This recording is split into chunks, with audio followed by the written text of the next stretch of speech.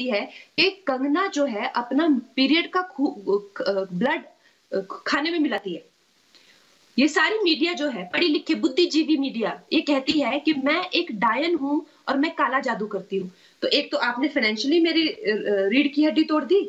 Number 2 आपने मेरे को चुड़ैल, डायन, नंगे फोटो भेजती है, सेक्स मैनिएक है, ये सब बोल के जो मेरा कुछ एज़ अ गर्ल मेरे कुछ सपने होंगे, शादी करने के बच्चे, वो आपने सब डिमोलिश कर दिए।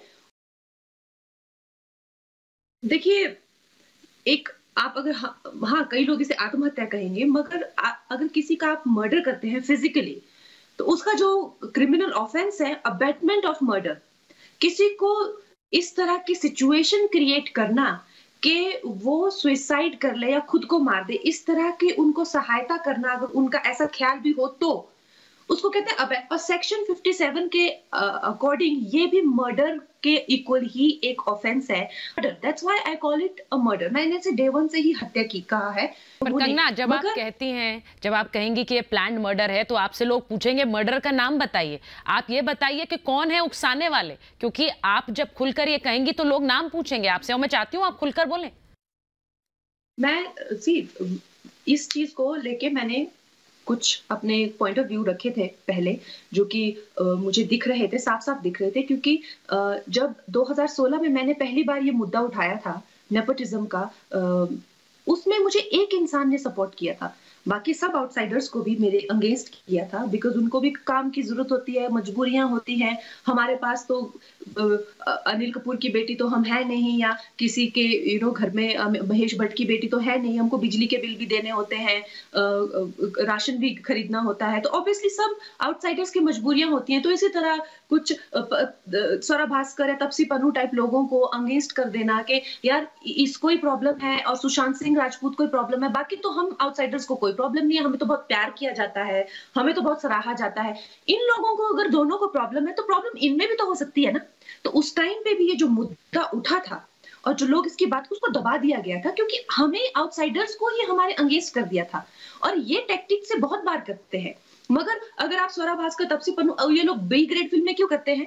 अगर इन लोगों को लगता है कि ये लोग आलिया भट्ट और इनसे तो अनन्या पांडे से तो ज्यादा टैलेंटेड है, ज्यादा खूबसूरत है, तो फिर ये बी ग्रेड फिल्में क्यों करते हैं? अरे तुम्हारी पूरी existence he result of nepotism है, तुम कहते हो नेपोटिज्म है नहीं। सो एक बंदे ने जिसने मुझे सपोर्ट किया था, सुशांत सिंह राजपूत ने ये कहा था 2016 में, जो कि आप वीडियो देख सकते हैं, कि नेपोटिज्म सिर्फ अपनों को बढ़ावा देना नहीं है। नेपोटिज्म को आप कोई पॉजिटिव चीज मत सोचो कि मुझे बड़ा इमोशन है किसी के लिए या मुझे किसी से प्यार है तो मैं उसे बढ़ावा दूंगा। नेपोटिज्म जो है वो राइट टैलेंट को ऊपर नहीं आने देता है, वो उनको मारता है, उनको पीछे रखता है और राइट टैलेंट को रोका जाता है। ये किसने उनका रोका है? बयान है, ये मैंने। कंगना, किसने रोका है? किसने रोका है सुशांत सिंह को? किसने रोका आपको? मैं आपको सुशांत सिंह, बिकॉज़ मैं सुशांत जी की अपनी बात तो मैं कई बार करती हूँ। मैं यहाँ पे सुशांत जी की बात करती हूँ कि जब उनका करियर, उन्होंने अपनी काबिलियत पे अपना ब्रेक लिया था। मगर जब उनका करियर शुरू हुआ तो यशराज स्टूडियो, जो यश चोपड़ा के बेटे हैं आदित्य चोपड़ा, वो एक टैलेंट एजेंसी भी चलाते हैं। अब तो सी ज़्यादा करके नेपोटिज्म का जो गंदा ज़हर है वो इंडस्ट्री में इसलिए आया है क्योंकि ये जो बड़े-बड़े प्रोडक्शन हाउसेज़ हैं, चाहे वो आदित्य चोपड़ा हो गया या करण जौहर, ये टैलेंट अब फ़िल्में डायरेक्ट नहीं करते हैं, ये टैलेंट एजेंसी चलाते हैं। उनका कमीशन लेते हैं 50%, कोई छोटा-मोटा कमीशन नहीं लेते, मतलब वो एक्टर अब बनाते हैं ताकि एक्टरों की डेटें ना लेनी पड़े, जो उनके ही पूरा उनकी गुलामी करे और उन्हीं के हिसाब से चले। वो उनकी मतलब उस तरह से वो एक पूरा सिस्टम एस्टेब्लिश करते हैं कि जो उनके जानने वाले प्रोडक्शन हाउस है, जैसे ये जो बड़े-बड़े, वो भी उनको हायर करेंगे, उधर जाके पहुँच लगाते हैं और जिनकी जो इस चीज़ को अपनी काबिलियत पे हासिल करता है, उनको उससे निकलवा दिया जाता है। तो सुशांत जी का कॉन्ट्रैक्ट था आदित्य चोपड़ा के साथ में, उनकी जब फिल्म आई थी काय पोछे, उसके बाद उन्होंने किया था।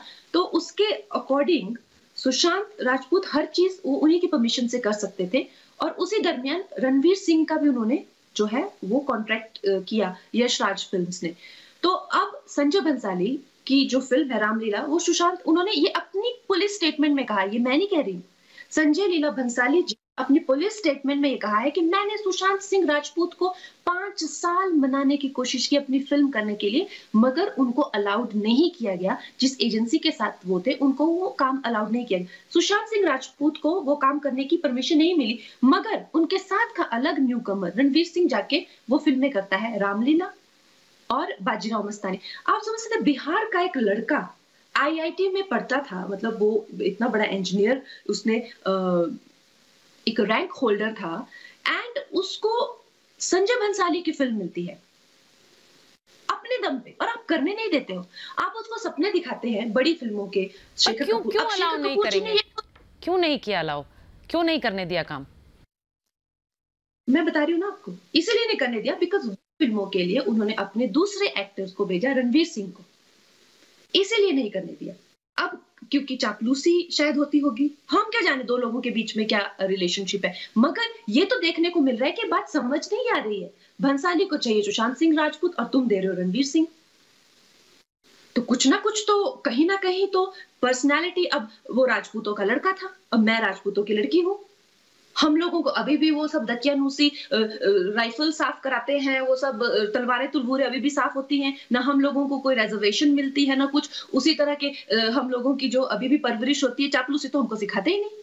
हमको सिखाते दिबंगई, और वही वो भी एकदम सेल्फ रिस्पेक्टेड इंसान और एक तरह से आत्मसम्मानी और स्वाभिमानी इंसान, और क्यों ना हो। उसके पिताजी का कहना है कि वो फिल्म इंडस्ट्री में चल रहे आपत्तिजनक जो भी सर्कमस्टांसेस थे, उनसे बहुत ज्यादा परेशान था। जब मैंने लास्ट उससे बात की तो वो बहुत परेशान था फिल्म इंडस्ट्री में चले कॉन्फ्लिक्ट्स को लेके। ये मैंने नहीं कहा, उनके पिताजी ने कहा है। तो किससे कॉन्फ्लिक्ट चले थे? फिर उसके बाद जब वो फिल्में रणवीर सिंह ने की और वो बड़ा स्टार बन गया, तो इसको जो वादा किया था वो तो निभाए नहीं।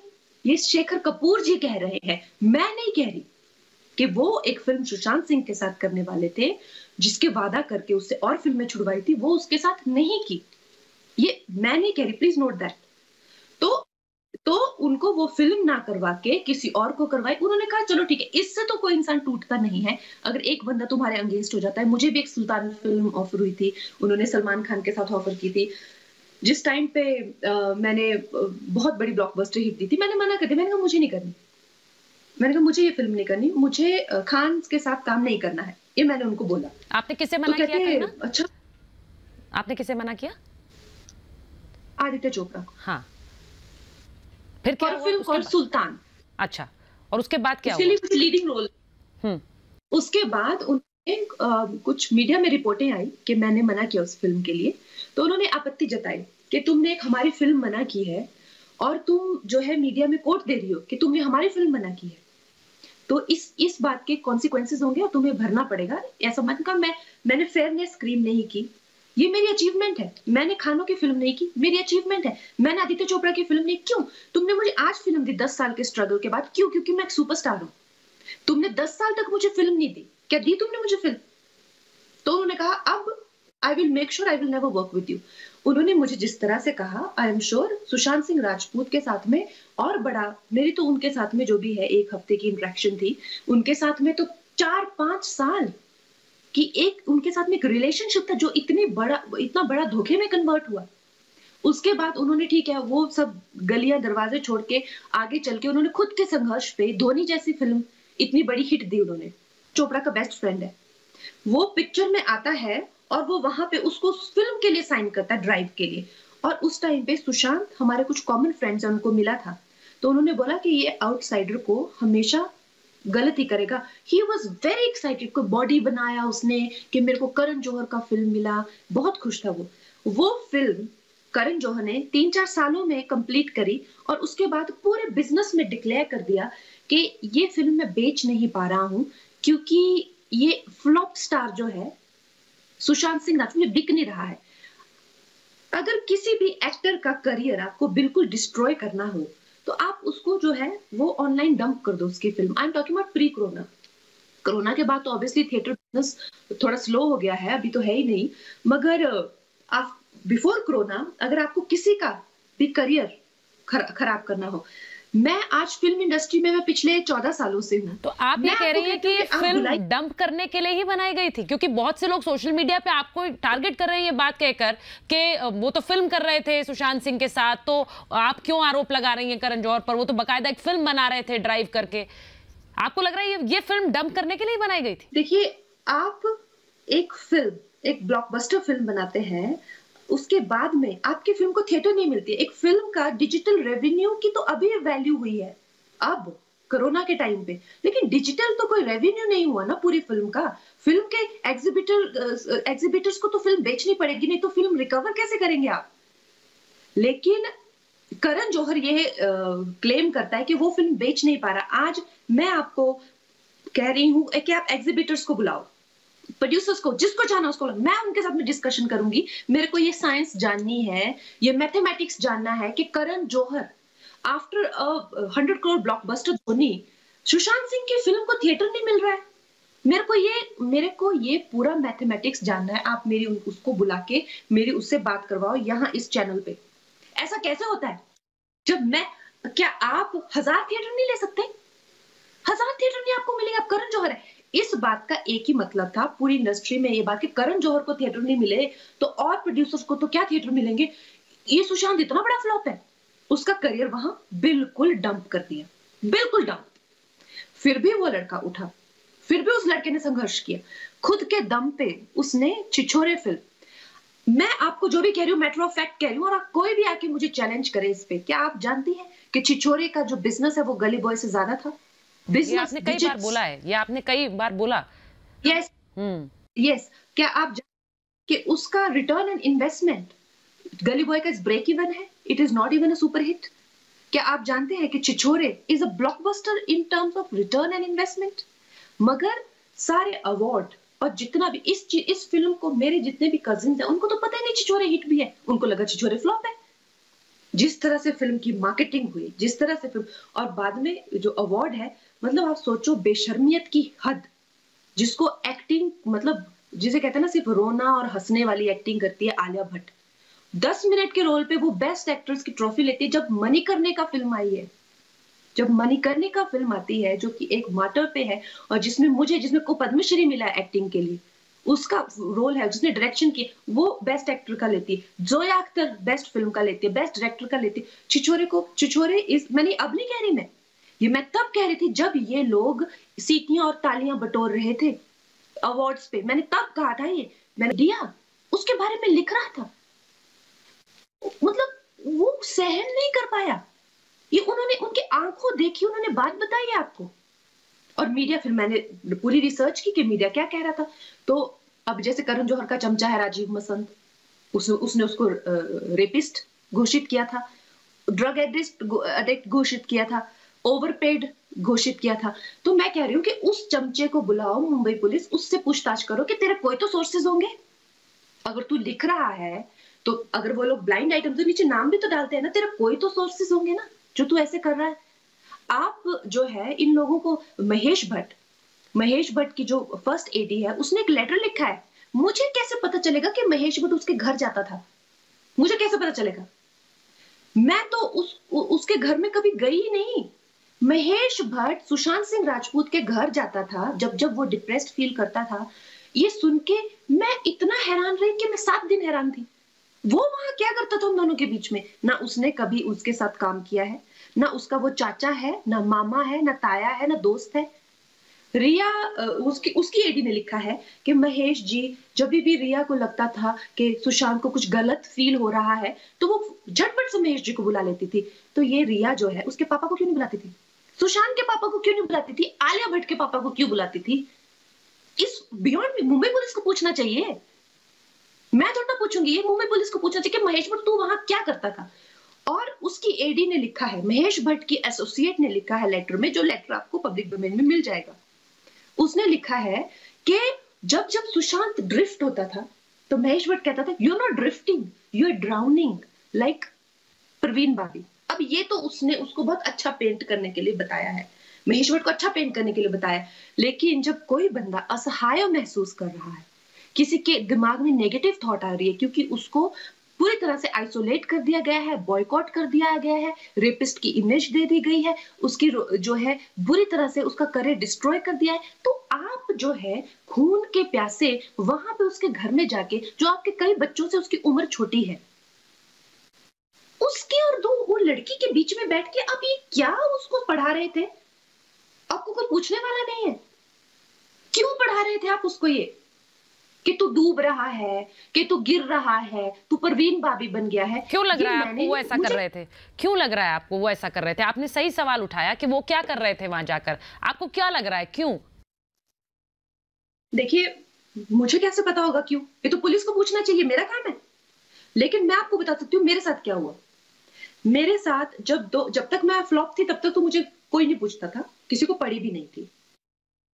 जब 2014 में मैं सक्सेसफुल हुई और 2015 और 16 में जो एक जिसे कहते हैं ना कि I became the top most actress, उस टाइम पे मैंने 18-19 ब्रांड साइन किए हुए थे, जो कि highest any actress ever did. तो 18-19 ब्रांड का रेवेन्यू मेरे को जनरेट होगा 30-40 करोड़। उसके अकॉर्डिंग मैंने इन्वेस्टमेंट की, क्योंकि वो तो मेरे पास कॉन्ट्रैक्ट्स हैं। मेरा एक पुराना एक्स ऋतिक रोशन 2013 में मेरा उसका ब्रेकअप हुआ है, वो 2016 में मेरे को नोटिस भेजता है। आपको क्या लगता है ये कोई मतलब ये रैंडम काम नहीं है। ये हर एक मल्टीनेशनल और इंटरनेशनल कंपनी का क्लॉज होता है कि किसी भी आर्टिस्ट जो आपको रिप्रेजेंट करता है उस पर कोई केस रनिंग नहीं होना चाहिए, नहीं तो वो आपको ड्रॉप कर देते हैं। 3 महीनों में मेरे को सब ब्रांड ने ड्रॉप कर दिए एक्सेप्ट 1-2। सब ब्रांड ने ड्रॉप कर दिए मेरे को। तो आप मेरे को बताओ, अब जो मैंने लोन लिए हैं, जो मेरे वो है, तो सब सबटाज्ड।